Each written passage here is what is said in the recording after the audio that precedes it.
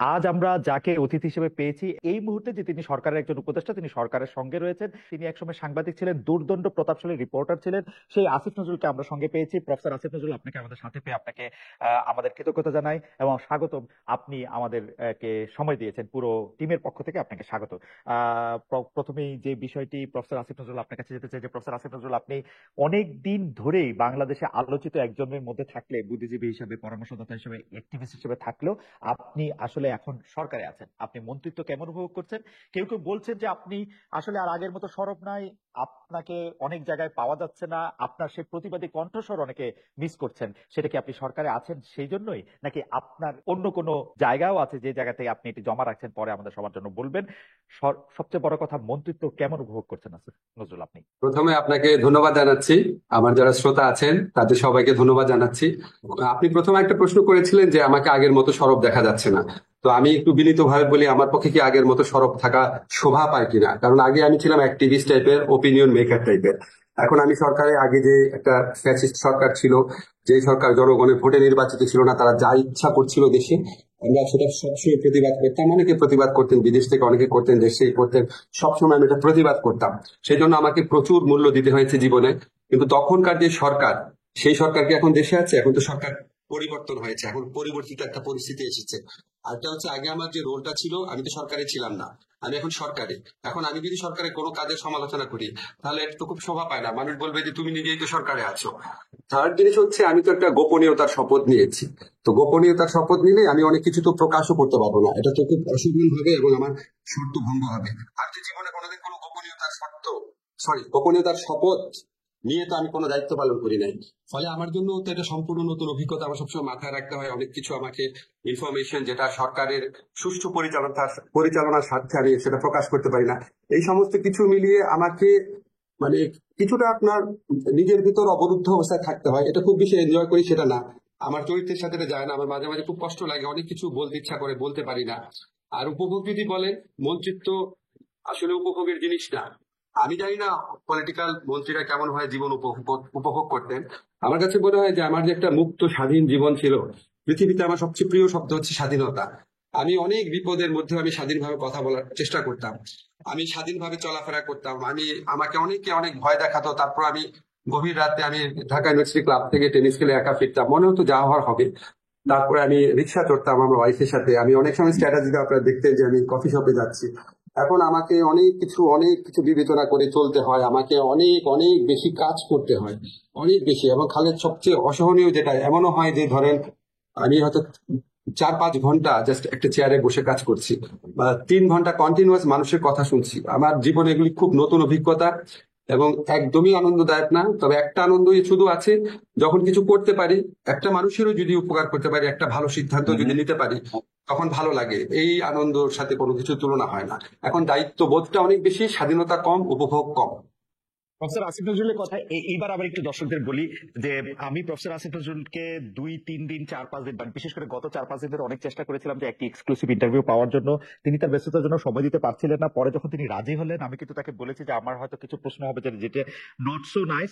আসিফ ভাই আমাকে বলেছেন যে আমি যে কোনো ধরনের প্রশ্ন যে কোনো ভাবে করতে পারি, এমনকি তিনি আমাকে বলেছেন যে আমি চাইলে এটাও লিখতে পারি যাতে দর্শকরা এটাতে অংশগ্রহণ করতে পারে, যে অপ্রীতিকর প্রশ্ন তাকে করা যাবে। আসিফ ভাই, সেই জন্য আপনাকে আলাদা করে আবারও ধন্যবাদ দিই।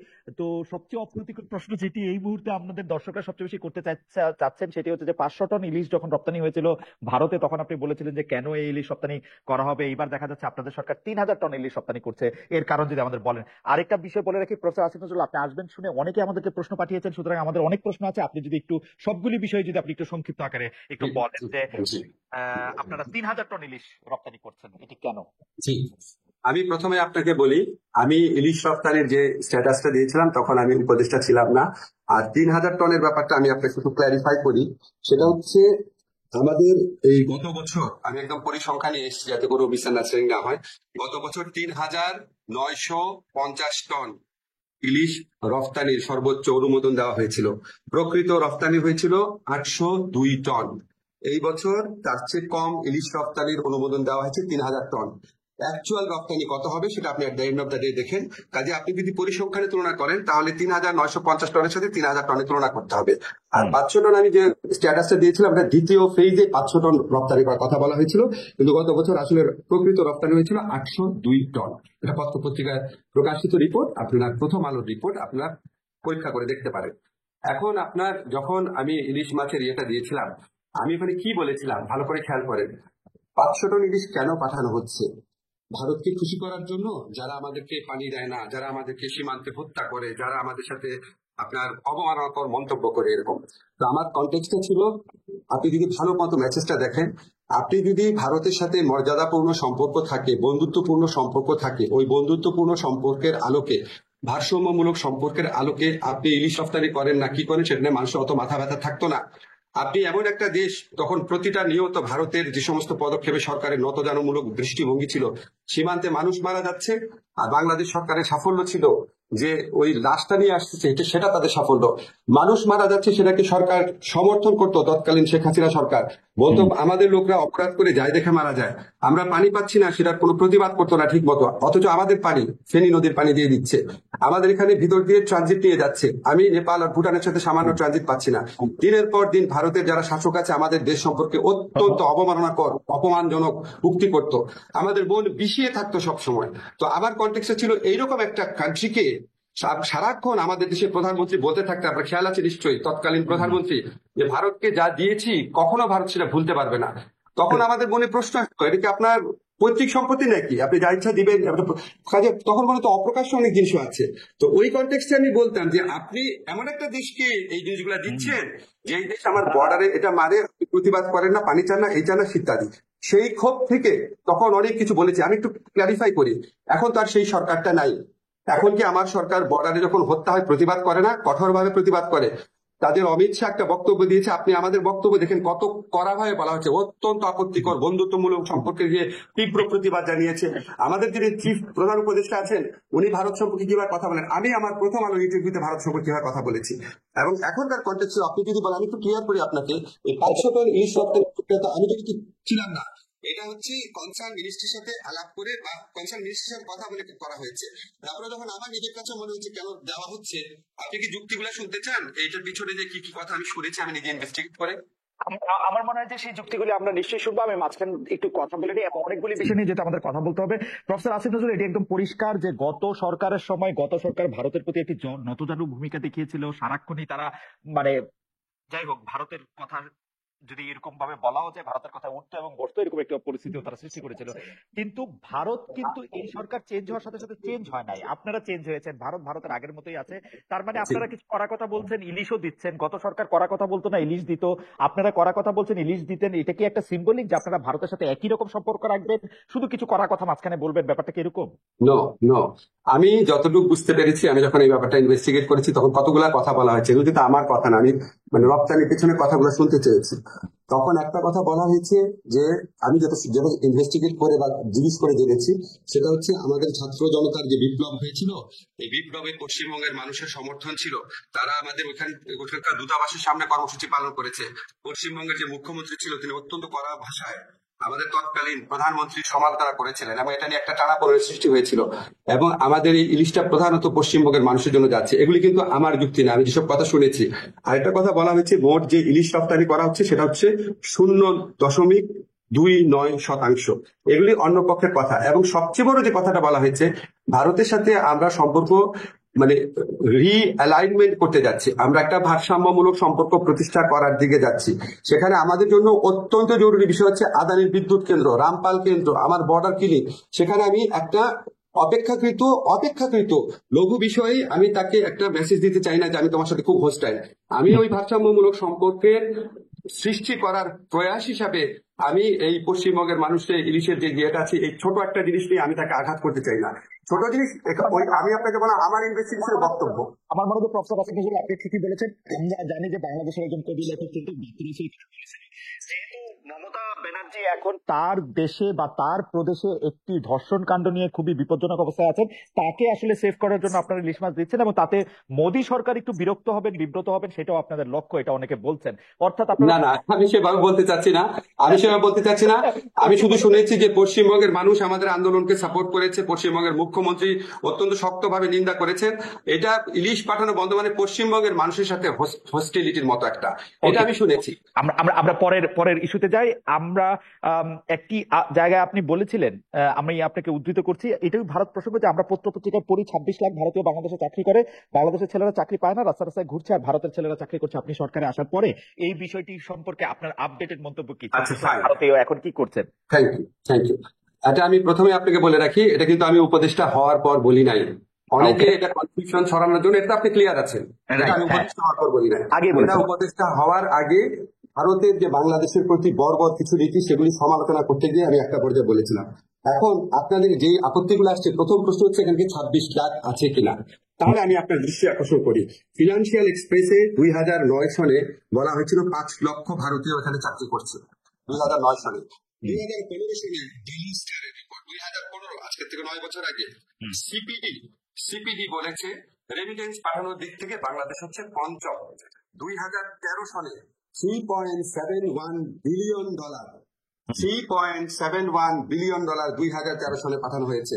এবং সেই রিপোর্টে বলা হয়েছে এটা অফিসিয়াল ফিগার, আনঅফিসিয়াল ফিগার এর চেয়ে আরো অনেক বেশি।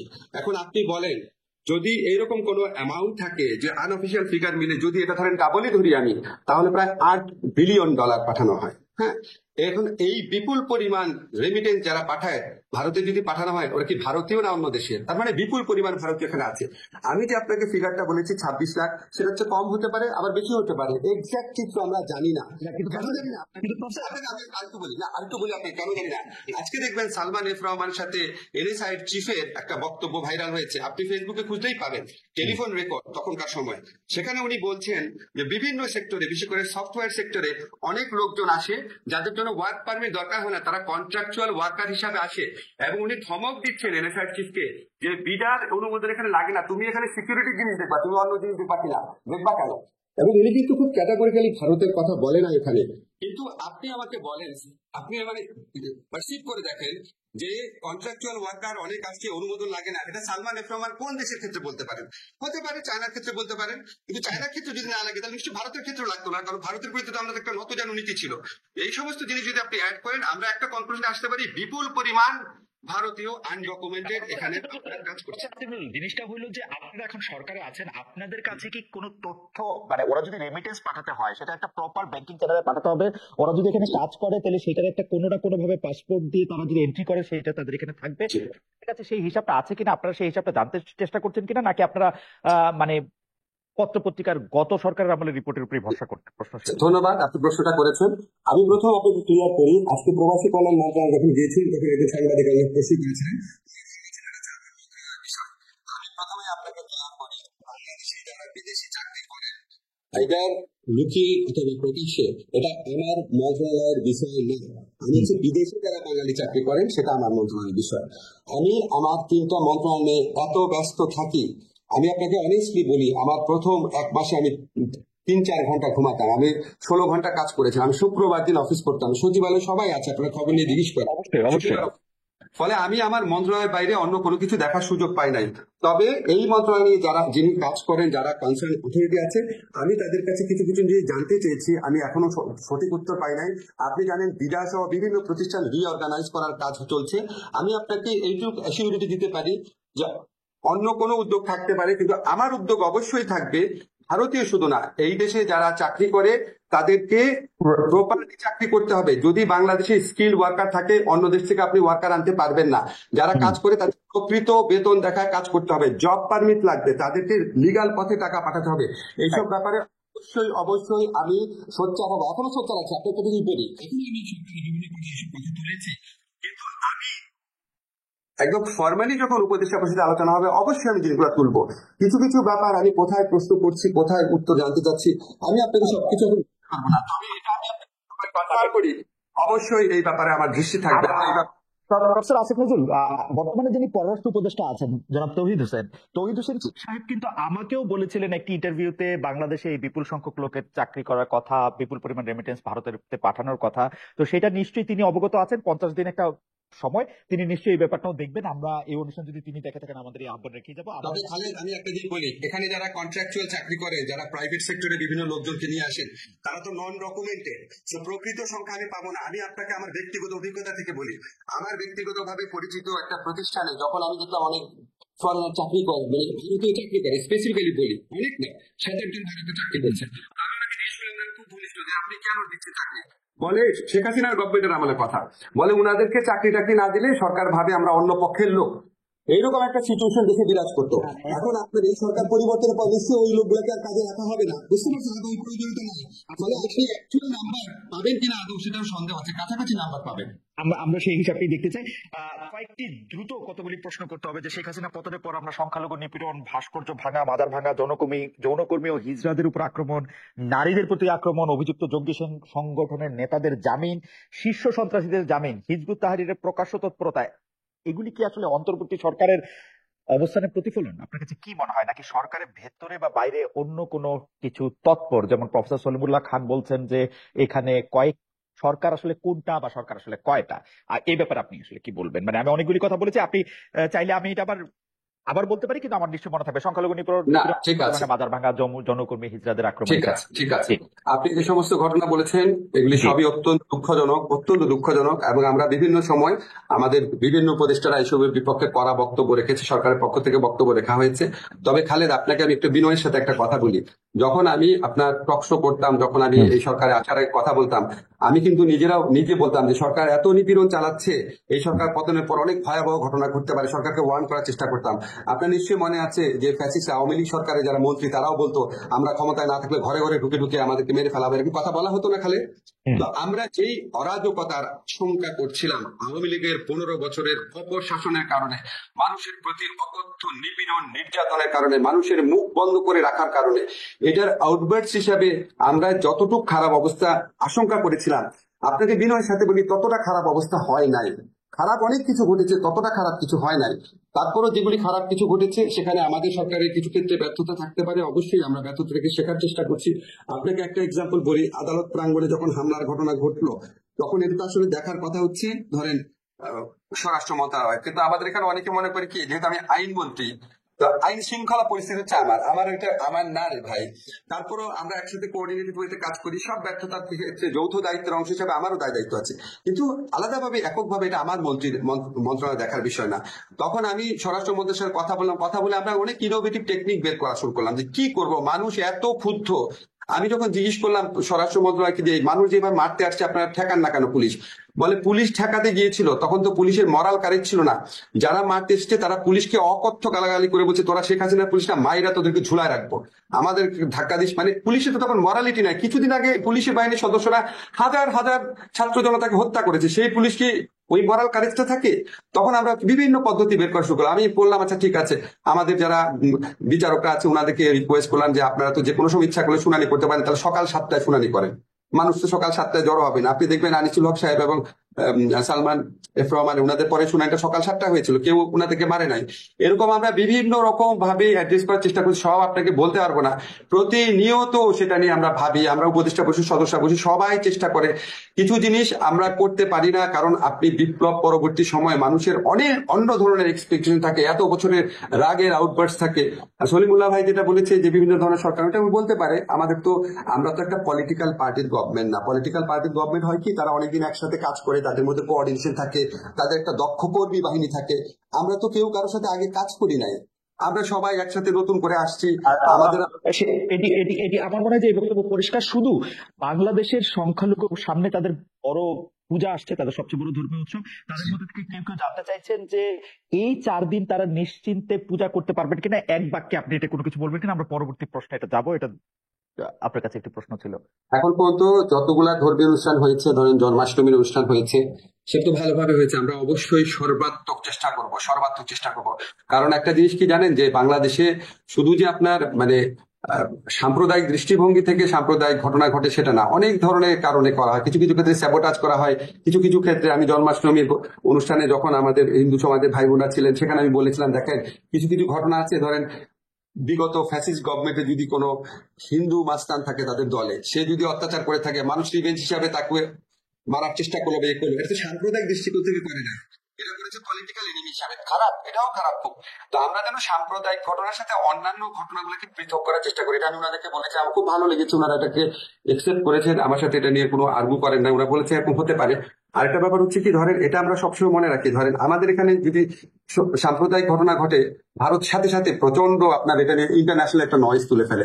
তো আমার মাঝে মাঝে মনে হয় যে আমি যদি মানে পররাষ্ট্র মন্ত্রণালয়ে থাকতাম, তো ভারতে যে মুসলিম নির্যাতনের ঘটনা ঘটে, আমি ওখান থেকে বলার চেষ্টা করতাম যে আমরা খুবই উদ্বিগ্ন যে ভারতে মুসলিম নির্যাতনের ঘটনা ঘটছে কেন।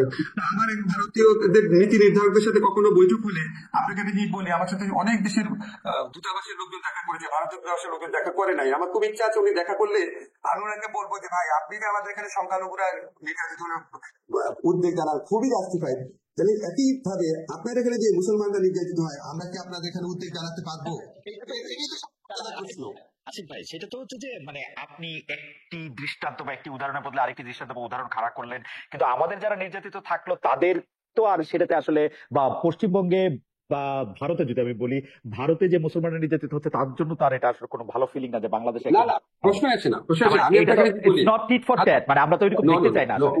আমি শুধু ভারতের উদ্বেগের প্রসঙ্গে এটা বললাম। আপনাকে একটা যে বলি, সংখ্যালঘু নির্যাতন, সংখ্যাগুরু নির্যাতন, গরিবের নির্যাতন, নারীদের নির্যাতন, শিশুদের নির্যাতন, যে কোনো নির্যাতন, যে কোনো নির্যাতন বিরুদ্ধে আমাদেরকে অবস্থান নিতে হবে।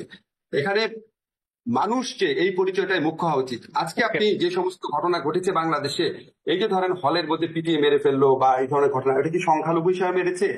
তারপরে আপনি যে মাজার ভাঙার কথা বললেন, ওটা কি সংখ্যালঘুরা আক্রান্ত হয়েছে? ওটা কি সংখ্যালঘু? মাজারে যারা, ওটা কি সংখ্যালঘু? তো যত ধরনের নির্যাতন আছে সবকিছুকে আমাদের নিন্দা জানাতে হবে, সবকিছুর বিরুদ্ধে আমাদেরকে রুখে দাঁড়াতে হবে। আসিফ ভাই, আসলে সময় পেরিয়ে যাচ্ছে, আপনার কথা শুনতেই শুধু ইচ্ছা করে, কিন্তু অনেকগুলি বিষয় রয়েছে। আমি একবারে বলে ফেলি, আমার সাথে সংবিধান, আপনাদের পরবর্তী কার্যক্রম, ভবিষ্যৎ এবং অন্যান্য অনেক বিষয় নিয়ে অনেক প্রশ্ন রয়েছে। আমি শুধু এটি এই মুহূর্তে বলি, যার মৃত্যুতে শেখ হাসিনার গদি নড়ে গিয়েছে, সেই আবু সাইদের মৃত্যু বুলেট নয়, মাথায় মাথায় আঘাতে ত্বরান্বিত হয়েছে, এমন ময়না তদন্ত প্রতিবেদনের তথ্য এখন আলোচনায়। এটা নিয়ে কি বলবেন আমাদের যদি সংক্ষেপে একটু বলেন। আপনি কি ময়নাতদন্তের রিপোর্টটা পেয়েছেন খালেদ? ময়নাতদন্তের রিপোর্টটা আমি একটু দেখে। আচ্ছা, তাহলে আপনাকে একটা ঘটনা বলি। এই ময়নাতদন্তটা আমি কিন্তু দেখার সময় পাইনি, আমি সারাদিন মিনিস্ট্রি কাজে ব্যস্ত ছিলাম। আপনি কিন্তু দেখবেন কাইন্ডলি, এটা কত তারিখের ময়নাতদন্ত রিপোর্টটা, কত তারিখের? আচ্ছা, ময়নাতদন্তের আচ্ছা, আমি আপনাকে ক্লারিফাই করি। হ্যাঁ, জি। আচ্ছা ফাইন, আমি আপনাকে ক্লারিফাই করি। আপনার কি মনে আছে আওয়ামী লীগ আমলে ময়নাতদন্তের রিপোর্ট কিভাবে দেওয়া হতো? এটা জি। নিশ্চয়ই আপনার মনে আছে। রাইট। জাজ্জলম আর হত্যার ঘটনাও আওয়ামী লীগ আমলে ময়নাতদন্তে বহু ঘটনা পত্র পত্রিকা পড়েছে, আমরা ঘুরিয়ে দিত। এখন আপনি যদি এই আমলেও ময়নাতদন্তের ঘটনা ঘটে, রাইট, ময়নাতদন্তের রিপোর্টটা 24শে আপনার জুলাই, মনে আছে? 24শে জুলাই দেওয়া, জি 24শে জুলাই দেওয়া, জি, অর্থাৎ আওয়ামী লীগ আমলেই দেওয়া। 24শে জুলাই দেওয়া আওয়ামী লীগ রাইট, আমলে ময়নাতদন্ত রিপোর্ট। আপনাদের কি বিচার বিবেচনা বোধ কি হারিয়ে গেছে? আপনাদের যারা এই সমস্ত প্রশ্ন তোলেন, আপনাদের কাছে অনুরোধ করি, আপনারা কি ভুলে গেছেন যে আওয়ামী লীগ আমলে ময়না তদন্তের রিপোর্ট, পুলিশের তদন্তের রিপোর্ট, ডাক্তারের রিপোর্ট, Okay. সবকিছু কিভাবে ম্যানিপুলেট করা হতো? কাজে আমরা ঠিক ডেফিনেটলি আবার ময়না তদন্ত করবো, এবং এই ময়না তদন্ত যদি ভুল হয়ে থাকে, ম্যানিপুলেটেড হয়ে থাকে, অবশ্যই আমরা দেশবাসীর কাছে প্রকাশ করবো। আচ্ছা, সম্প্রতি দুটি ঘটনা ঘটেছে, একটি ঢাকা বিশ্ববিদ্যালয়, একটি জাহাঙ্গীরনগর বিশ্ববিদ্যালয়। আপনি সেই সব হত্যাকাণ্ডের যথেষ্ট পরিমাণে জনগণ প্রতিবাদ করেন নাই বলে কেউ কেউ বলছেন। এই প্রসঙ্গে আপনার একটু কথা বলবো যে এক ধরনের মব, যেটাকে আপনি বারবার মব জাস্টিস বলছেন, কেউ কেউ এটাকে মবক্রেসি বলছেন, সেই জায়গা থেকে কেউ কেউ বলছেন এটা একটি মবের মূল্য। সেই জায়গা থেকে আপনি আসলে আমাদের কি জানাবেন বা কি আমি বলবেন? যথেষ্ট প্রতিবাদ করেছি, আমি সাংবাদিক সম্মেলনে বলেছি কোনো অবস্থাতেই ছেড়ে দেওয়া হবে না। আপনারা দেখেন দুটো ঘটনাতেই সাথে সাথে গ্রেফতারের ঘটনা ঘটেছে, সাথে সাথে এমনকি হল প্রশাসনকে পরিবর্তন করা হয়েছে। 6টা-7টা গ্রেফতারের ঘটনা, মানে দেখেন পৃথিবীতে সব দেশেই অপরাধ হয় খালেদ, জার্মানিতে হয়, আমেরিকাতে হয়। এই জার্মানি, আমেরিকা, উন্নত বিশ্বের সাথে আমাদের কি পার্থক্য ছিল? পার্থক্য ছিল অপরাধের ঘটনা ঘটতো এবং এটার বিচার করা হতো না। আবার বিএনপি বা ভিন্ন মতের কেউ অপরাধ না করলেও এটা শাস্তি দেওয়া হতো। আমাদের এখানে এই চেঞ্জটা তো আমরা এনেছি, অপরাধ করার সাথে সাথে অভিযুক্তদের গ্রেফতার করা হচ্ছে। এবং আমি যথেষ্ট কড়াকড়ি বলেছি। আসিফ ভাই, আপনার কাছে কি মনে হচ্ছে না যে আপনি গত সরকারের মতো একই ভাষায় কথা বলছেন? আমরা গত সরকারকে যখন এই প্রশ্ন করতাম, তখন তারা বলতো কেন বিশ্বজিৎ হত্যাকাণ্ডের তো শাস্তি হয়েছে, কেন 6 খুন যে নারায়ণগঞ্জে হয়েছে তার তো আমরা শাস্তি দিয়েছি, একই কথা তো এরকম বলতো। কিন্তু এই যে ঘটনাগুলি যে জি জি এই ঘটনাগুলি জি ঘটার ক্ষেত্রে জি একটা একটা একটা একটা প্রচ্ছন্ন প্রভাব এই সরকারের থাকছে কিনা, মানে আচ্ছা, যদি আপনাকে বলি, সরকার জি আপনি যে এক্সাম্পলটা দিয়েছেন এরকম 2-3টা উদাহরণ ছিল তাদের গত 15 বছরে, জি আর হাজারো উদাহরণ ছিল যেখানে বিচার করা হয়নি, হাজারো উদাহরণ ছিল। হুম ঢাকা বিশ্ববিদ্যালয়ে যতগুলা আক্রমণের ঘটনা ঘটেছে কোনো বিচার হয়নি। তো ওদের ছিল আপনার হাজারো ঘটনার পিছনে এটাকে 2-3টা ঘটনার কথা বলতো, তাও হুম পাবলিক জনমতের চাপে দিয়েছে। হুম আপনি বলেন যে আমরা এটা প্রতিরোধ করতে ব্যর্থ হয়েছি কিনা। আমরা সমস্ত হল প্রশাসনের উপর দায়িত্ব দেওয়া হয়েছে। একটা সরকার কি করতে পারে, আমরা ইউনিভার্সিটি অথরিটিকে কোন রকম ইন্টারফেয়ার করি না, তাদেরকে স্বাধীনভাবে হলে ছাত্রদেরকে জীবন, তাদের পড়াশোনা, তাদের পরিবেশের নিশ্চয়তা বিধান করতে বলেছে। ওনারা ওনাদের মতো চেষ্টা করেছে। যারা আক্রমণ করেছে তারা আপনার মানে হল প্রশাসনের মদদে, সরকারের মদদে এই জিনিসটা করে নাই, এটা তো আপনারা নিশ্চিত। এখন রাইট। তারা হল প্রশাসন বা বিশ্ববিদ্যালয় প্রশাসনের মদত এটা করে নাই। এবং এরপরে আমরা কারেক্টিভ মেজার্স কি কি নিচ্ছি সেটা দেখেন। অবশ্যই আমাদের অনেক ক্ষেত্রে ব্যর্থতা থাকবে, কিন্তু আমরা কি ব্যর্থতা থেকে শেখার চেষ্টা করছি কিনা এবং ব্যর্থতার সাথে আমাদের সরাসরি যোগ আছে কিনা সেটা দেখবেন। আগে বিশ্ববিদ্যালয়ে একটা ঘটনা ঘটলে সবাই বলতো আওয়ামী লীগের আশকরা এটা করেছে। আপনি কি এই 2টা ঘটনাতে একবারও শুনেছেন যে এই অন্তর্বর্তীকালীন সরকারের এই সদস্য এটার সাথে জড়িত ছেলে হয়েছে? এটাই তো একটা পার্থক্য। তারপর আমার আরো আমি আমার মনে হয় মানে আমার মনে কোনো হয় ক্ষেত্রে এই সমস্ত ঘটনার পর কোনো মেজারই যথেষ্ট মনে হবে না মানুষের কাছে। আমরা এটা সম্পর্কে সচেতন আছি, আমরা আমাদের মতো চেষ্টা করব, যতটুকু সম্ভব চেষ্টা করব। আপনার কাছে আমি আবারও বলে যাই, সারা জীবন আমি একটা কথা বলতাম, আমরা নিশ্চয়ই মনে আছে যে শিবির সন্দেহে কেন মারা হচ্ছে, এটা তো কোনো আইনে নাই। আমি সাংবিধানিক আইনের শিক্ষক। কোন রকম কাউকে বিনা মানে কি বলবো, বিনা আইনে, মানে আপনি আইনগত ভাবে একটা লোককে মেরে ফেলতে পারেন যদি বিচার টিচার করে ফাঁসি দেন হুম বা right of titration properly use করেন। বেআইনি ভাবে কাউকে আঘাত করা, কাউকে মারা, এই মবক্রেসি করা, এগুলি গুরুতর ফৌজদারি অপরাধ।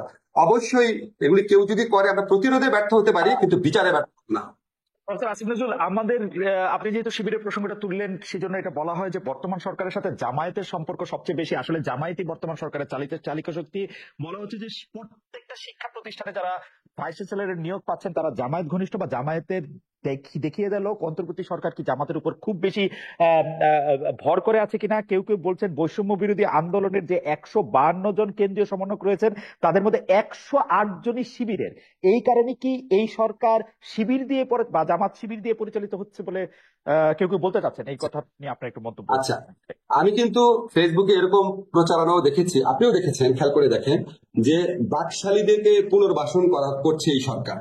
আমি এরকম প্রচারণাও দেখেছি, আওয়ামী লীগের বদলে বিএনপি সরকার এসছে, সব বিএনপি লোককে দেওয়া হচ্ছে। এখন আবার বলা হচ্ছে জামাতের দেওয়া হচ্ছে। কাজে আপনি প্রচারণা না দেখে আপনি অ্যাকচুয়াল ফ্যাক্টস গুলা দেখার চেষ্টা করবেন। আপনাকে একটা এক্সাম্পল দেখালে তাহলে আপনি একটু বুঝতে পারবেন। ধরেন আমি যখন আন্তর্জাতিক অপরাধ আদালত, যেটা ইন্টারন্যাশনাল ক্রাইম ট্রাইব্যুনাল অ্যাক্ট, সেখানে যখন আমার মন্ত্রণালয়ের পক্ষ থেকে চিফ প্রসিকিউটরকে নিয়োগ দেওয়া হলো, সেদিন ফেসবুকে সারাদিন প্রচারণা চললো যে আমি হচ্ছে জামাত, কেন আমি তাকে নিয়োগ দিলাম। উনি এবি পার্টির লিডার ছিলেন, এবি পার্টি থেকে পদত্যাগ করেছিলেন, খুবই খুবই বড় আইনজীবী, এটা তো আপনারা জানেন, এই আন্তর্জাতিক অপরাধ ট্রাইব্যুনালের সবচেয়ে অভিজ্ঞ আইনজীবীদের একজন। তখন 24 ঘন্টার মতো প্রচারণা চললো আমি হচ্ছে জামাত। পরে একদিন বিরতির পর শিল্পকলা একাডেমিতে আরেকজন অত্যন্ত প্রসিদ্ধ শিক্ষক জামিল আহমেদ সাহেবকে নিয়োগ দেওয়া হলো। সাথে সাথে 24 ঘন্টার ব্যবধানে প্রচারণা চললো আমি আসলে বাকশালী, আমি খাদানিক এবং আমি নাস্তিক। এখন আপনি বলেন এটা জিনিস কি একসাথে সত্যি হতে পারে?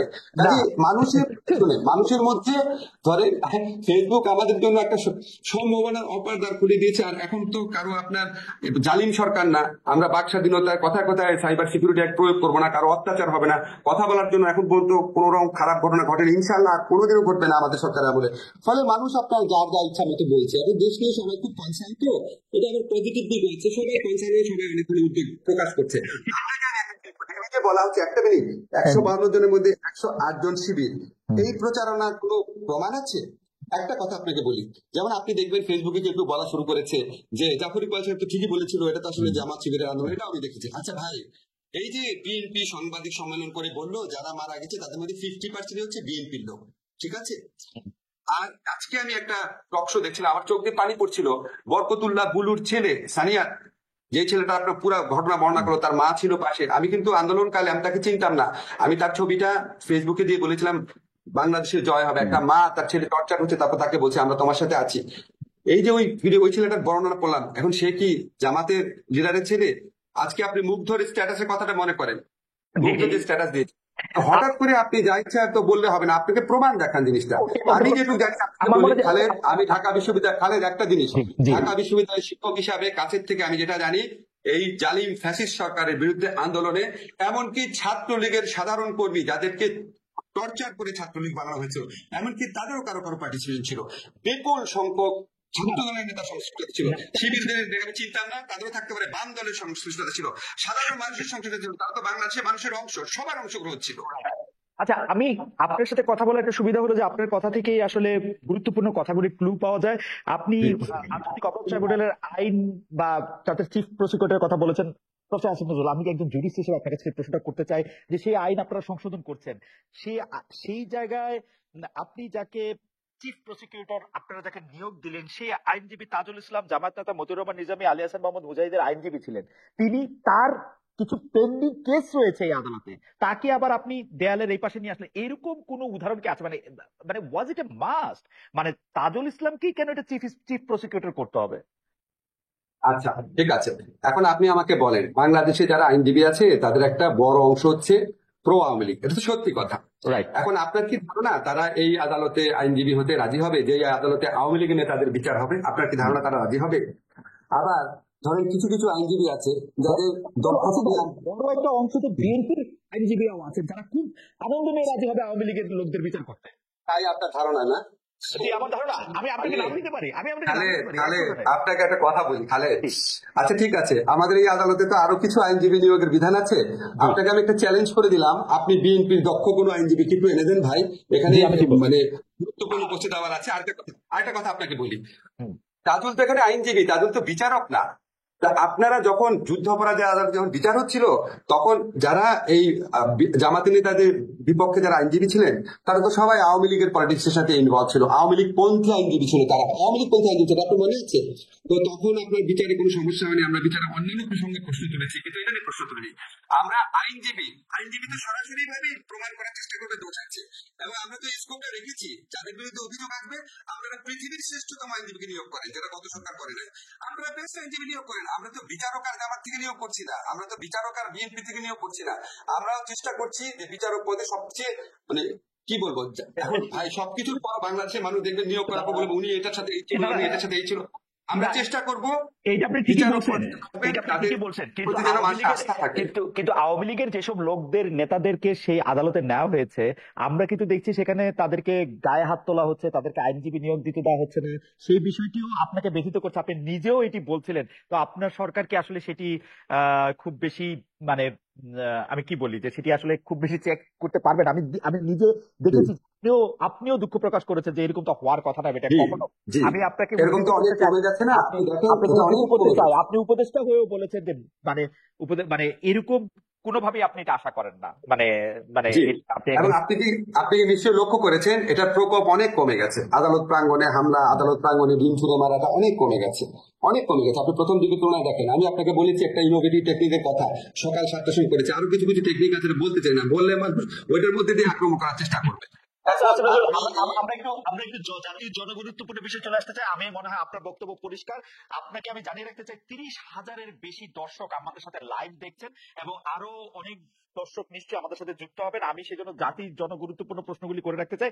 এর আগে আমি দর্শকদের কাছে জানতে চেয়েছিলাম পপুলার বিষয় কি, যে ভারতে 3,000 টন ইলিশ রপ্তানির সিদ্ধান্ত সঠিক বলে মনে করেন কিনা। শতকরা 32% মনে করছেন যে এটি সঠিক, শতকরা 68% মনে করছেন এটি সঠিক না। 40,000 দর্শক এখানে ভোট দিয়েছেন। প্রফেসর আসিফ নজরুল, আমি সরাসরি এই সংবিধান সংস্কার নিয়ে আসি। সংবিধান সংস্কার কমিশনের প্রধান করা হয়েছিল আহ আচ্ছা আহ খালেদ, আপনাকে একটা অনুরোধ করি, জি নিয়োগ নিয়ে প্রশ্ন করছেন যেহেতু, আপনাকে একটা জিনিস ক্লারিফাই করি, এটা আমাকে কেউ কেউ জানতে চায়, আমি বলেছি আমি খালেদের সাথে প্রোগ্রামে বলবো যে আমি কিভাবে নিয়োগ দিচ্ছি, আমি কি আমার জি ঘনিষ্ঠ লোককে নিয়োগ দিচ্ছি কিনা। ভাই আমাকে এটা একটু বলতে দেন।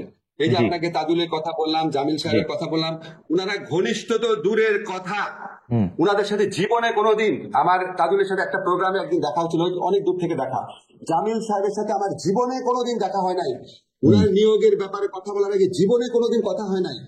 বাংলা একাডেমিতে যে আজম আছে, আজমের সাথে জীবনে কোনোদিন আমি একসাথে বসে 5 মিনিটও কথা বলি নাই, আফসানার সাথে জীবনে কোনোদিন 5 মিনিটও কথা বলি নাই। আপনাকে আমি ক্লিয়ার করি জিনিসটা, আমি দক্ষতার দিকে লক্ষ্য রেখেছি, অসংখ্য মানুষের সাথে কথা বলেছি।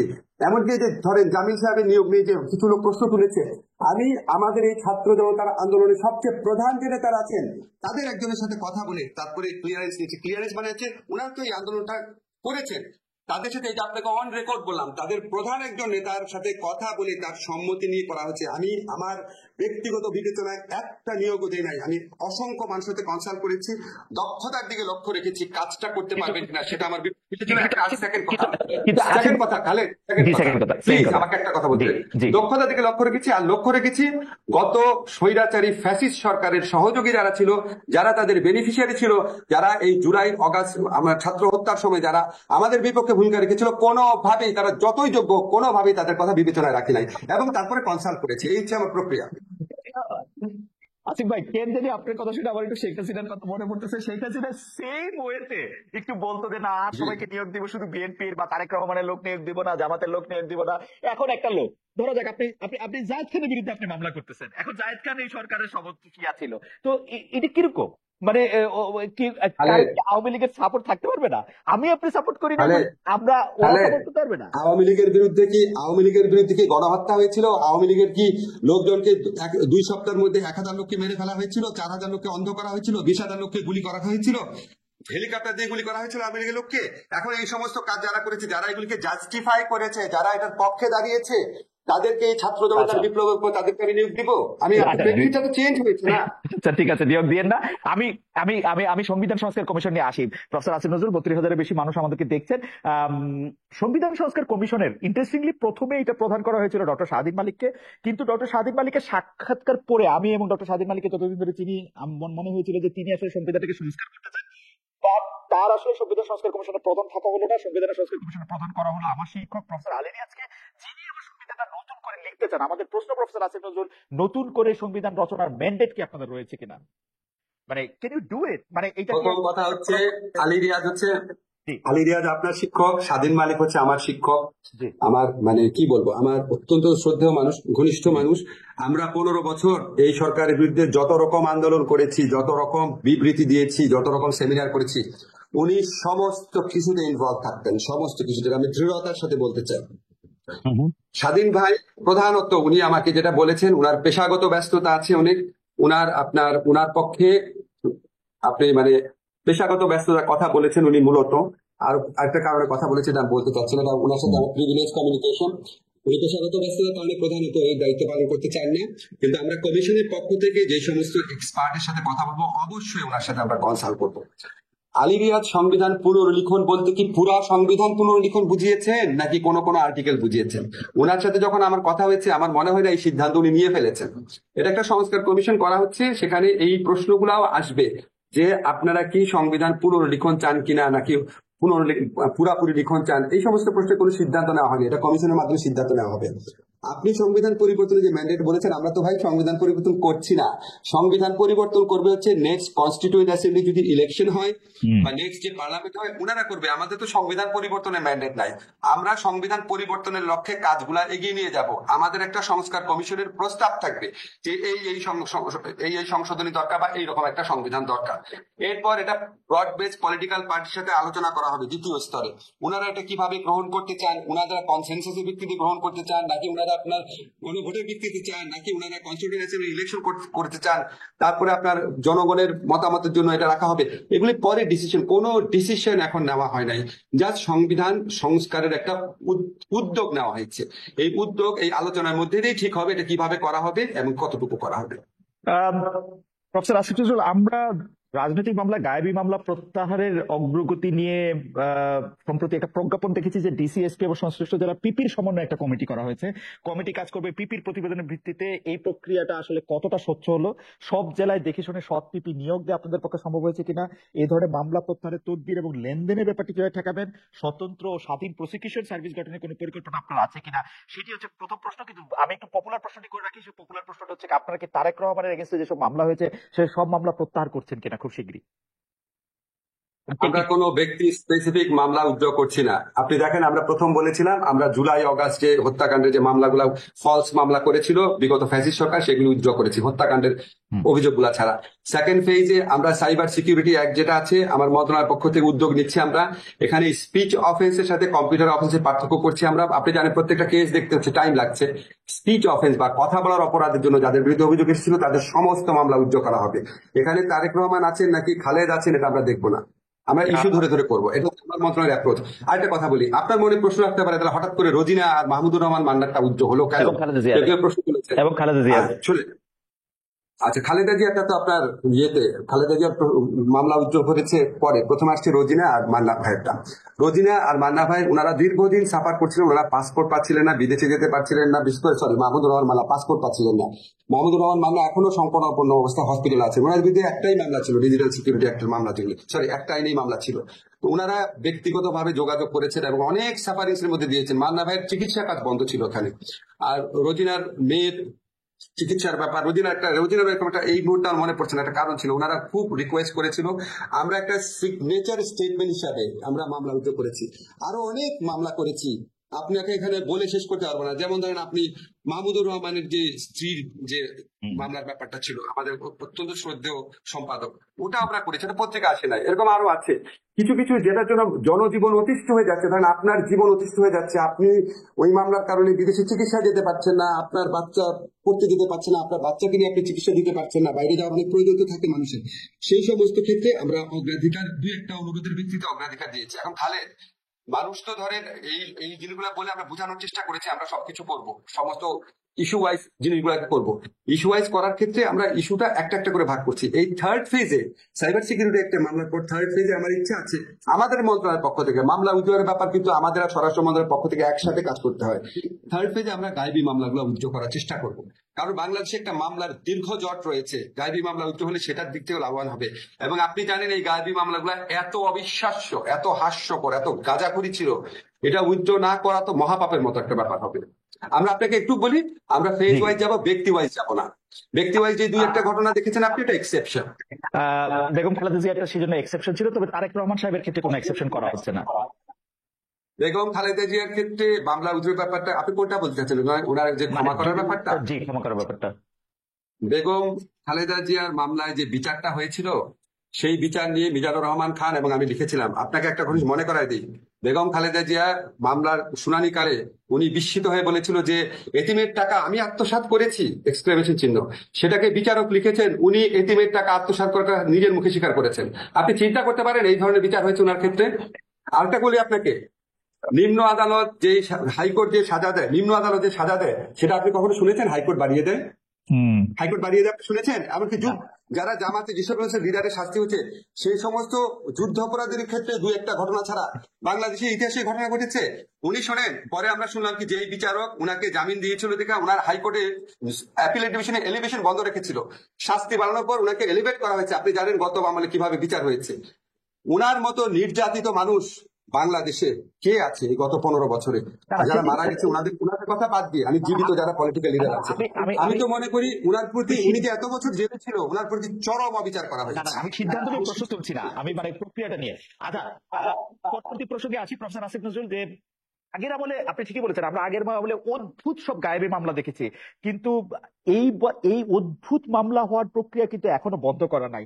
আমি একটু কাগজ দেখে বলি, আমার সুবিধা হয়, যে ক্রিকেটার সাকিব আল হাসানের বিরুদ্ধে মার্ডার কেসের মামলা হয়েছে, অভিনেতা জায়েদ খান, যেটা আমি আগে বলেছি, তার বিরুদ্ধে মামলা হয়েছে, বাফুফের সভাপতির বিরুদ্ধে মার্ডার কেস হচ্ছে, আগের সরকারের দুর্নীতিবাজ মন্ত্রী যার বিরুদ্ধে হতে পারত গুছানো সুন্দর একটি দুর্নীতির মামলা বা মানি লন্ডারিং এর মামলা, তা না করে ঢালাও ভাবে নিউ মার্কেটের একজন হকার হত্যা মামলাকে সবাই গ্রেফতার দেখানো হচ্ছে, এবং আদালত সেই সব মামলায় কারো জামিন মঞ্জুর করছে না, ঢালাও ভাবে রিমান্ড দিয়ে যাচ্ছে। পার্থক্যটা তাহলে কোথায় হলো প্রফেসর আসিফ নজরুল? আচ্ছা, পার্থক্যটা আপনাকে বলি। ধরেন আপনি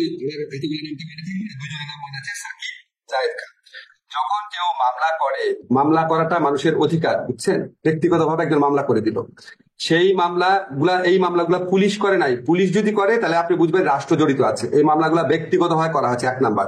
2 নাম্বার হচ্ছে মামলার কারণে, এই যে আপনি সাকিব বলে জায়েদ খান বলেন, unless you are a directly involve political figure, এই উনাদের ক্ষেত্রে কি কোনো গ্রেফতারের ঘটনা ঘটেছে? গ্রেফতার ঘটনা ঘটে নাই। যখন মামলা কোনো মানুষ করে আমরা বারবার বোঝানোর চেষ্টা করেছি, যখন আমরা পুলিশকে বলেছি মামলা যখন করছে আপনারা একটু বোঝানোর চেষ্টা করেন না কেন যে এই মামলাতে আপনারা যাদের বিরুদ্ধে অভিযোগ আনছেন তাদের কি আপনার সত্যি মানে বিশ্বাসযোগ্য কিনা অভিযোগটা। কারণ আমাদের পিআরবি যে কিছু প্রভিশন আছে হিয়ারসে ধরনের বা গুজব গুজব ধরনের মামলা হলে পুলিশ প্রাইমারি কথাগুলো জিজ্ঞেস করতে পারে। পুলিশ কাছ থেকে এবং এমনকি আদালতের কাছ থেকে আমরা যে তথ্য পেয়েছি যারা মামলা করতে আসে তারা এত বেশি প্রেশার, ওইখানেও এক ধরনের মানে মব প্রেশার থাকে যে পুলিশের পক্ষে এবং কোন কোন ক্ষেত্রে আদালতের পক্ষে যারা বিগত ফ্যাসিস্ট রেজিমের আমলে যাদেরকে নিপীড়ক সংস্থাতে পরিণত করা হয়েছিল তাদের সেই মরাল কারেজ থাকে না এই উন্মত্ত জনতাকে কনফ্রন্ট করার জন্য। এগুলো ঘটনা প্রথম দিকে ঘটেছে, আমরা অনেক চেষ্টা করেছি, চেষ্টা করার পর এটা অনেক রিডিউস হয়েছে। আমরা একটা জিনিস সবাইকে বলার চেষ্টা করেছি, যেখানে এফআইআর মানেই গ্রেফতার না। আপনাকে আমি কিছু নাম বলবো না, বাট কিছু কিছু মানুষ যখন আমাদের সাথে যোগাযোগ করে যে এই মামলা তাদের বিরুদ্ধে হওয়ার কথা না, আমরা স্বরাষ্ট্র মন্ত্রণালয় এবং আমরা একসাথে কাজ করি, আমরা আশ্বাস দেওয়ার চেষ্টা করি যে পুলিশ ক্রেডিবল তথ্য না পেলে আপনাদের গ্রেফতার করবে না। গ্রেফতারের খবরগুলো আপনারা পান কিন্তু গ্রেফতার করা হয় নাই এরকম অসংখ্য ঘটনা আছে। তারপরও আমরা চেষ্টা করছি এই জিনিসগুলা নিয়ে মানুষের যে মনে প্রশ্ন আছে সেগুলিকে আরো বেশি ভালোভাবে অ্যাড্রেস করার চেষ্টা করছি আমরা।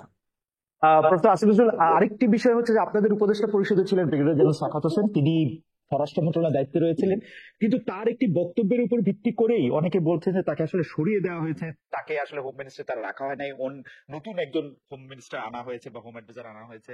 এই ব্যাপারটা আপনি আসলে কি বলবেন? মানে একটি কথা মানে মানে এই ব্যাপারটা কি আসলে ঠিক যে তার কোনো কথার জন্য বা তার কোনো আচরণের জন্য, তার কোনো মন্তব্যের জন্য, মতামতের জন্য, বিশ্বাসের জন্য তাকে আসলে সরিয়ে দেওয়া হয়েছে? ব্রিগেডিয়ার সাখাওয়াত আমাদের অত্যন্ত রেসপেক্টেড একজন মানুষ, ওনার প্রতি এই সরকারের যে আস্থা আছে এটা প্রমাণ আপনি দেখবেন। ওনাকে প্রথমে একটা মিনিস্ট্রি দায়িত্ব দেওয়ার পর আরেকটা অত্যন্ত ইম্পর্টেন্ট মিনিস্ট্রি দায়িত্ব দেওয়া হয়েছে। দায়িত্ব এখানে রিঅর্গানাইজ হতে পারে। আপনি দেখবেন প্রথমে আমাকে একটা মন্ত্রণালয় দেওয়া হয়েছিল, তারপর আমাকে আরেকটা দেওয়া হলো, তারপর আমি আরেকটা দেওয়া হলো, সেটা আমি চাই নাই। এখন আমারটা আমি বলতে পারি আমি এত ওভারবার্ডেন ছিল আমি চাই না, বাট আমাদেরকে দায়িত্ব শেয়ার করতে হচ্ছে। এটা আপনার স্বাভাবিক রিঅর্গানাইজেশন হিসাবে দেখতে পারেন।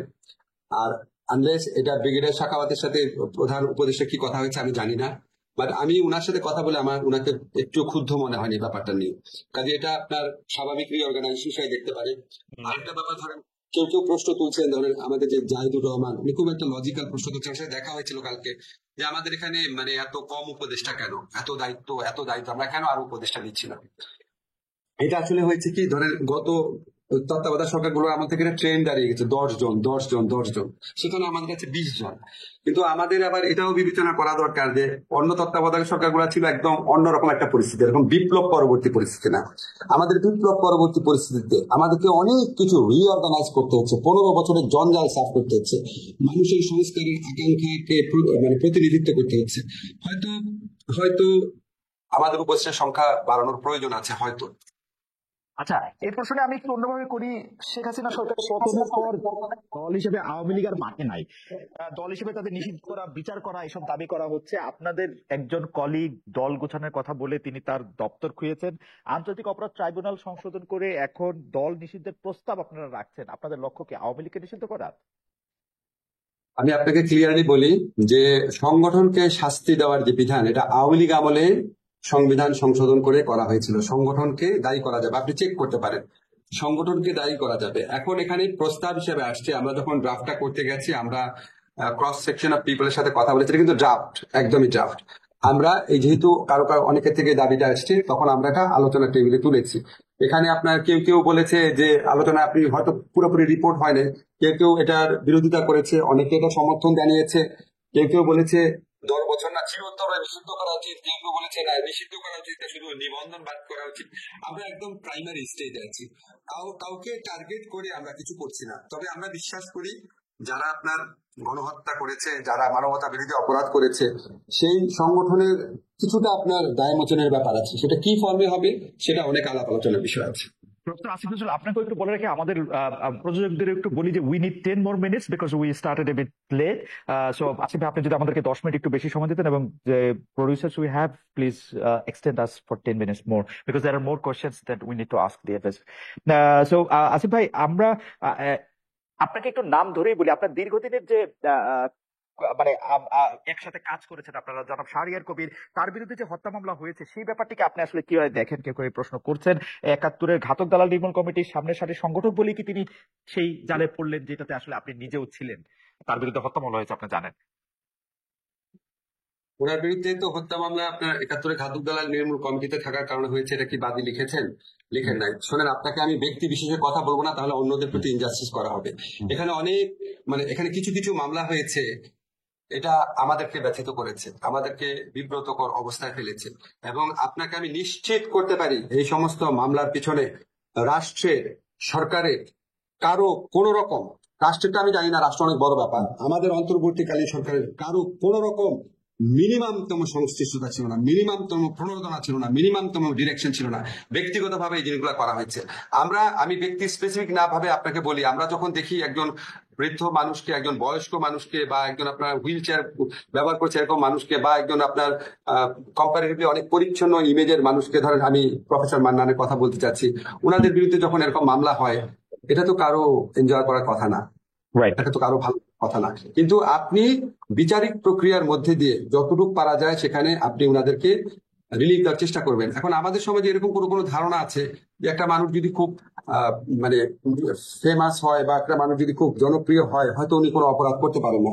কিন্তু আমি আপনাকে সরি, আমি নূর ভাইয়ের কথা বলছি, যেমন আসাদুজ্জামান নূর ভাইয়ের গ্রেফতার নিয়ে অনেক প্রশ্ন উঠেছে। ওনাকে ঢাকার হত্যা মামলা নিয়ে যদি গ্রেফতার করা হয়, এটা কিন্তু প্রশ্ন উঠারই কথা। তো আমরা পরে ইনভেস্টিগেট করে দেখলাম ওনার বিরুদ্ধে নীলফামারী একটা মামলা হয়েছে। এখন খালেদ, আপনি আমাকে বলেন, নীলফামারীতে তো উনার এলাকাতে তো কিছু মৃত্যুর ঘটনা ঘটেছিল, ওনার গাড়ি ভরে হামলার পর কিছু এক্সট্রা জুডিশিয়াল কিলিং হয়েছিল, এটাতে ওনার জিরো ইনভলভমেন্ট থাকতে পারে। কিন্তু ওইটার কারণে যদি স্থানীয়ভাবে কেউ মামলা করে, আমি কি তারে বলবো যে নূর ভাই অত্যন্ত ফেমাস অভিনেতা, খবরদার ওনার বিরুদ্ধে মামলা করবা না? আমার কি অধিকার আছে? আমার শুধু এইটা দেখার আছে, বিচারিক প্রক্রিয়ার মধ্যে দিয়ে ডিউ প্রসেসটা যেন কনফার্ম করা হয়। ডক্টর আসলে আমার শুধু একটাই জানার ইচ্ছা, আপনার কাছ থেকে তো জীবনে বহু আইনি সমস্যা নিয়ে আপনার কাছে গিয়েছে, মামলা হয়েছে ভালো কথা, তার বিরুদ্ধে মামলা চলতেই পারে, তাকে গ্রেফতার করাটা খুব প্রয়োজন ছিল। মানে রিপোর্ট চলতে পারে, তিনি আদালতে হাজিরা দিতে পারতেন, জামিন থাকতে পারতেন, তাকে রিমান্ডে নেওয়া, রিমান্ড চাওয়া, রিমান্ড নেওয়া, এগুলি খুব জরুরি ছিল। মানে আমি just জানতে চাচ্ছি, আমার কিন্তু আসাদুজ্জামান নূরের প্রতি কোনো আলাদা আলাদা কোন রকম কোন জায়গা থেকে আমি বলছি না, মানে আমি শুধু জানতেই চাচ্ছি। দেখেন, আমি যদি আপনার সরকারে না থাকতাম আমি অনেক কিছু বলতে পারতাম। এখানে একটা যৌথ দায় দায়িত্বের ব্যাপার আছে। কোনো কিছু যদি আমার ভালো না লাগে, এটা দায় দায়িত্ব আমার থাকবে, ভালো না লাগলেও। ফলে আমি এটা কারো কোনো এখানে আমার সমালোচনার অধিকার নাই, কারণ আমি সরকারের অংশ। তবে আপনাকে আমি একটা জিনিস তো বললাম যে আমাদের সরকারের আমলে কিছু কিছু জিনিস হচ্ছে যেটা আমাদের কোনো রকম সংশ্লিষ্টতা নাই, এবং আমরা এটা এনজয় করছি না, আমাদের ভালো লাগছে না। আপনাকে একটা জিনিস শুধু মনে করিয়ে দিচ্ছি, 15টা বছর একটা দল ক্ষমতায় ছিল, তারা সমস্ত প্রশাসন নিজের মতো সাজিয়েছে। এই পুলিশে যত মানুষ আছে তাদের মধ্যে অর্ধেক তাদের আমলে অ্যাপয়েন্ট করা, অর্ধেক পত্রিকা রিপোর্ট আছে, আপনি দেখবেন সমস্ত প্রশাসন তাদের সাজানো। সমস্ত কিছুতে আমাদের ইচ্ছার প্রতিফলন আমরা এখনো ঘটাতে পারি নাই। অনেক ক্ষেত্রে কিছু কিছু জিনিস হচ্ছে যেটা হয়তো আমাদের এই 15 বছরের ফ্যাসিস্ট গভর্নমেন্ট না থাকলে, নিয়মিত সরকার পরিবর্তন না হলে আমরা আরো অনেক ভালোভাবে কন্ট্রোল করতে পারতাম। তবে আমরা কন্ট্রোল বাড়াচ্ছি।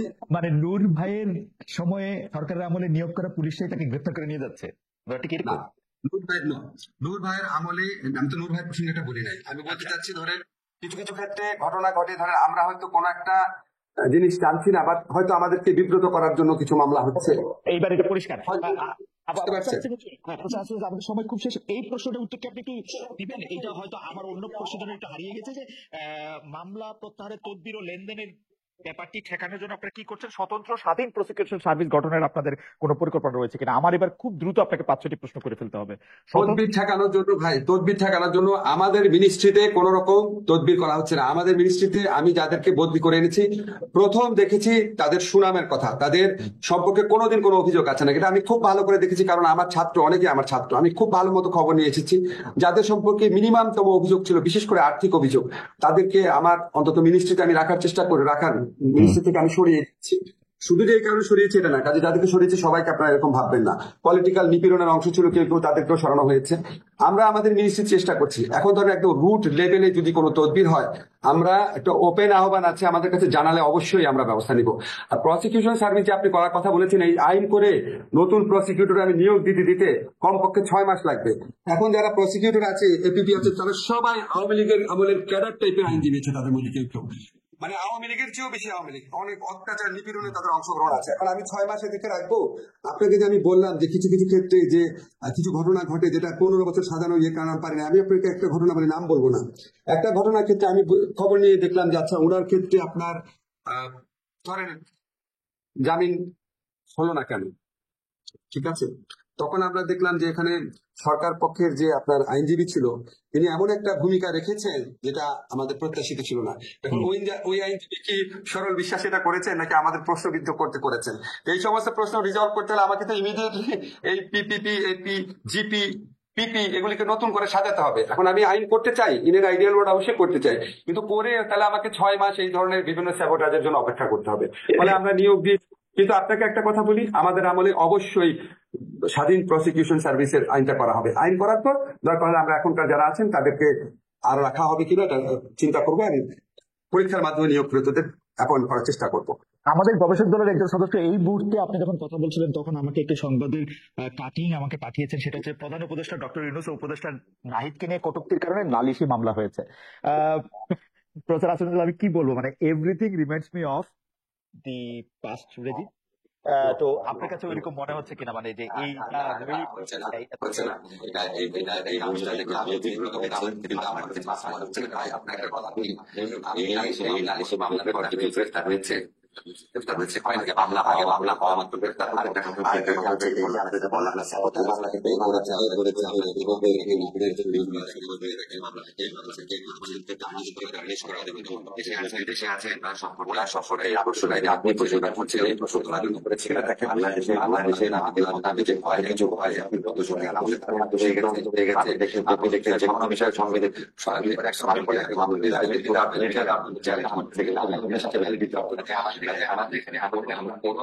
এই সমস্ত মুখকে সাপোর্ট করি না, আমরা দেখার চেষ্টা করবো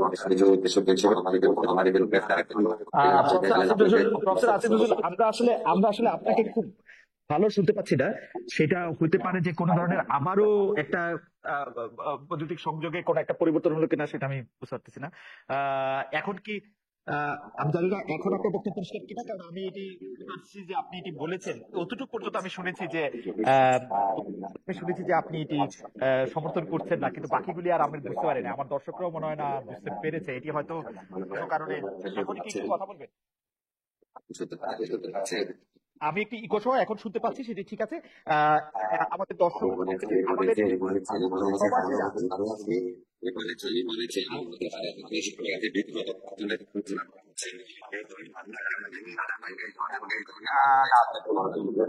আমার মনে হয় যে প্রফেসর আসিফ নজরুল, আপনার বক্তব্য আসলে আমরা একটু রোবোটিক শুনছি, তবু আপনি আমাদের সব প্রশ্নেরই জবাব দিয়েছেন। আমি শুধু, যদি আপনি শুনে থাকেন, আমি একটু বলে রাখি যে আমাদের প্রবাসীরা আপনি আজকে আসবেন বলে অনেকগুলি বিষয় আপনার দৃষ্টিগোচর করার জন্য একটু আবেদন জানিয়ে রেখেছি। আমি একটু আপনাকে সেই আবেদনগুলি একটু শোনাই।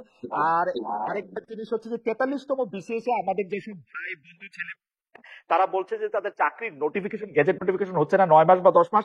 আপনি সেটি সদয় অবগতির জন্য, তারা এই ভাষায় ব্যবহার করেছেন যে আপনার সদয় অবগতির জন্য তারা আমার মাধ্যমে আপনাকে এটি জানিয়েছেন। আমাদের প্রবাসীরা যে দাবিগুলি তার দুই একটি আমি আপনাকে শোনাতে চাই। যে তার মধ্যে রয়েছে যে প্রবাসীদের জন্য আপনি অনেক কিছু করেছেন, যেমন আমরা দেখলাম প্রবাসী ব্যাংকের বা রেমিটেন্স পাঠানোর সংস্কার এবং ইত্যাদি বিষয়ে আপনি আসলে উদ্যোগ নিয়েছেন, কিন্তু তারা তাদের নিরাপত্তা, রাষ্ট্রীয় ক্ষমতায় অংশগ্রহণ করার জন্য তাদের কোনো সুযোগ থাকছে কিনা, আইন কানুনের ক্ষেত্রে তাদের বিশেষ, আমি আমি আমি আপনার অনুমতি নিয়ে সেটি আবার একটু পড়ে শোনাচ্ছি যে কি কি দাবি সেটি সামনে আসছে। সেটির মধ্যে প্রধান যে দাবি আছে যে সেটি হলো যে কোনো একটি সংরক্ষিত জায়গায় বা সংসদে সংরক্ষিত কোনো একটি বিষয় করা যায় কিনা, যাতে রেমিটেন্স যারা আছেন, রেমিটেন্স যোদ্ধা যারা আছেন, যাদেরকে রেমিটেন্স যোদ্ধা বলা আছে বা প্রবাসী রেমিটেন্স পাঠাচ্ছেন যারা, তারা যেন এই বিষয়টিতে অংশগ্রহণ করতে পারে। তো এরকম কিছু দাবি আছে যে তারা যেন নির্বিঘ্নে, আমি আজকে দেখছিলাম যে আপনি অলরেডি বলেছেন যে প্রবাসীরা দেশে গেলে যে তাদেরকে হয়রানি করা হয়, এটি অনেক আগে থেকে তারা আপনি দেখছেন। এই বিষয়টি আপনি আসলে খেয়াল রাখবেন, প্রবাসীদের সহায় সম্পত্তি যা আছে তা যেন ঠিকমতো থাকে, ব্যাংকের টাকা, এই ব্যাপারে তারা আপনার কাছে একটু আলাদা করে আমার মাধ্যমে তারা একটু বলতে চেয়েছেন। তো এই পর্যন্তই আসলে বলার ছিল। প্রফেসর আসিফ নজরুলকে যদি আমরা একটু শুনতে পারতাম, যে দর্শকদের উদ্দেশ্যে তার শেষ বক্তব্য শুনে আমরা আজকে অনুষ্ঠান শেষ করতে পারতাম। অনেকক্ষণ সময় তিনি আমাদের দিয়েছেন। আনফরচুনেটলি আপনার সাউন্ডটি রোবোটিক, তবে আমরা বুঝতে পারছি যে প্রফেসর আসিফ নজরুল আসলে যতগুলি প্রশ্ন আমরা করেছি সেগুলির আপনার জবাব দিতে চেষ্টা করেছেন। প্রতিটি বিষয়ে তিনি তার মন্তব্য এবং তার যে ইচ্ছা সেটির কথা আমরা বলেছেন। আমরা যে প্রশ্নটি তার কাছ থেকে শেষ প্রশ্ন হিসেবে রেখেছিলাম, সেটি দর্শকদের কাছে রাখি। আমি প্রফেসর আসিফ নজরুলের কাছ থেকে যদি পরে এটি শুনতে পারি, তাহলে সেটি আমরা বলবো যে প্রফেসর আসিফ নজরুল, আপনার রাজনীতিতে অংশগ্রহণ করার ইচ্ছা আছে কিনা, বৈষম্য বিরোধীরা যদি আরেকটি রাজনৈতিক দল করে সেটিতে আপনি যোগ দিবেন কিনা, আপনি আপনার এই মন্ত্রিত্ব পদটি আসলে এরকম চান কিনা, যেটি তো সাময়িক মন্ত্রিত্ব, ভবিষ্যতে আপনি মন্ত্রী হবেন কিনা। ফাইনালি একটি প্রশ্নের সাথে যুক্ত হওয়া ছিল, আমরা শুনছিলাম যে প্রফেসর ইউনূস রাষ্ট্রপতি হতে পারেন, আপনি হতে পারেন প্রধান উপদেষ্টা, তার কোনো সুযোগ থাকছিল কিনা এই প্রশ্ন। আসিফ নজরুল মাথা নাড়ছেন, তবু আমরা আসিফ নজরুলের রোবোটিক ভয়েসে একটু শুনি। ও, তিনি দেখাচ্ছেন। আমরা আমরা দর্শক, আসিফ ভাই, আমরা আরেকটু সময় রাখলে আমরা একটু দেখতে পারতাম, আর 10 সেকেন্ড একটু রাখেন, তা আমরা একটু দেখি এটা, যেহেতু ভয়েস রোবোটিক। সবাইকে ধন্যবাদ। রাজনীতি না, ঠিক আছে, প্রফেসর আসিফ নজরুলকে আমরা ধন্যবাদ জানাই। ধন্যবাদ জানাই দর্শক, আপনাদের 35,000-এর মতো দর্শক একসাথে দেখেছেন। আমরা নিশ্চয়ই আমাদের বৃহস্পতিবারের নিয়মিত শোতে আসবো, সে সময় আমরা আরো নতুন অতিথিদের নিয়ে আসবো এবং তাদের সাথে আমরা কথা বলবো। প্রফেসর আসিফ নজরুল, আমাদের আন্তরিক ধন্যবাদ জানবেন। দর্শক, আপনাদেরকে অনেক অনেক ধন্যবাদ।